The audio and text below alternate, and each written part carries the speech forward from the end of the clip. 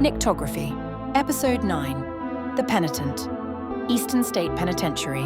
In 1829, a new kind of prison opened on the outskirts of Philadelphia, built on an idea that sounded, at the time, almost merciful.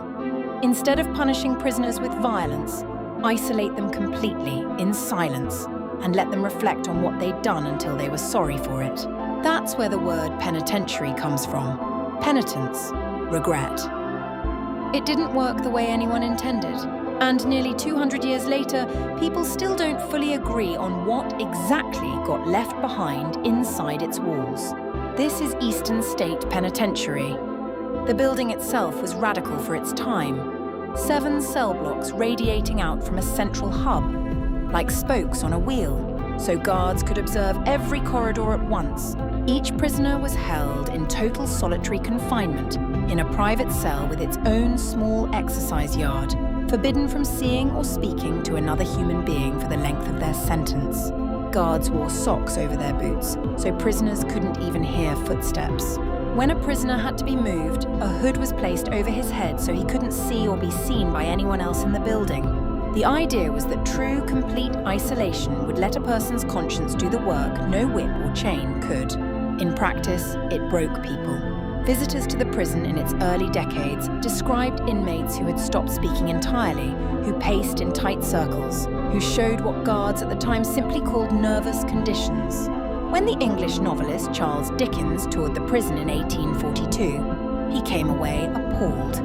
He described the isolation as a torture far worse than any physical punishment, one that attacked the mind in ways prisoners themselves often couldn't even name. The prison operated on this model for decades before eventually shifting to a more conventional system. Still grim by any modern standard, still overcrowded, still violent. By the time it finally closed in 1971, Eastern State had held over 80,000 inmates across more than a century, including bank robber Slick Willie Sutton, who in 1945 helped tunnel nearly 100 feet underground in an escape attempt, only to be recaptured within hours. And for 8 strange months in 1929 and 1930, it held Al Capone. Capone's stay here doesn't look like anyone else's. Photographs from the time show his cell furnished like a study, a wooden desk, oriental rugs, oil paintings, a cabinet radio playing softly in the corner. Money bought comfort even behind Eastern State's walls. But comfort didn't buy him peace. According to accounts from prisoners held near him, Capone would scream out in the night, begging someone named Jimmy to leave him alone. The name is believed to trace back to James Clark, a low-level mobster killed in the St. Valentine's Day Massacre, a hit widely attributed to Capone's own organization. Whether out of guilt, fear, or something else entirely, Capone reportedly grew desperate enough to hire a psychic to try to make it stop. It didn't. Guards and fellow inmates described hearing him talk to someone who wasn't there for months. That's where Eastern State's reputation really begins, with one of the most feared men in the country apparently terrified inside his own cell. But Capone's story is just the most famous entry in a much longer list. Cell Block 12 is the one you'll hear about most if you ever talk to anyone who's worked here since it reopened as a museum. Staff and visitors, independently of each other, have described hearing laughter with no source, disembodied whispering, footsteps in corridors that show up empty on camera. Paranormal investigation teams, the kind that show up with thermal cameras and EMF meters, have logged what they describe as unusual electromagnetic spikes and temperature drops in that same wing, though it's worth saying clearly that none of this constitutes scientific proof of anything supernatural. It's data that's unusual, not data that's been explained. Cell Block 4 has its own story, one that's been repeated often enough to become part of the building's institutional memory. In the 1990s, a locksmith working alone on an old lock said he was overcome by a sudden, overwhelming wave of dread. He described feeling physically unable to move, seeing faces in his peripheral vision, hearing whispers he couldn't place. He left the job unfinished, whether that was something in the building or something in a person working alone, for hours, inside a former solitary confinement wing built to break men's minds. is exactly the kind of question this location never quite answers either way. Even the prison's stranger, gentler stories have some staying power.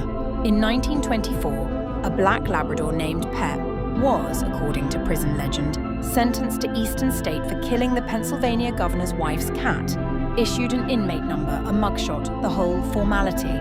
In reality, Pep was simply brought in as a companion animal for the prisoners, a small mercy inside an otherwise merciless system. His ghost is sometimes reported still moving through the cell blocks today, jangling tags, occasional howls in empty corridors.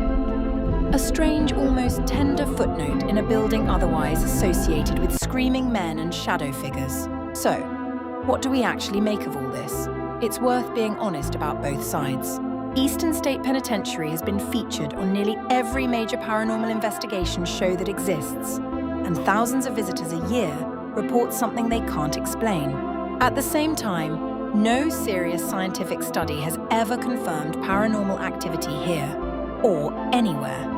What isn't in question is the building's psychological weight, a structure specifically engineered to isolate the human mind until it broke, filled for over a century with people experiencing real, documented psychological trauma. Whether that history simply feels haunted because of what we know happened here, or whether something was genuinely left behind in those stone corridors, is a line this location has never let anyone draw cleanly. Eastern State reopened to the public in 1994, and today you can walk through cell block 12 yourself, stand in what's said to be Capone's old cell, and decide for yourself what you feel standing there. Thousands of people do exactly that every October, when the prison runs its own haunted house inside the real one. Historical trauma repackaged as seasonal entertainment, which is its own strange kind of American afterlife. Some places carry their history quietly. This one doesn't seem to know how. Next time, another file, another name worth remembering.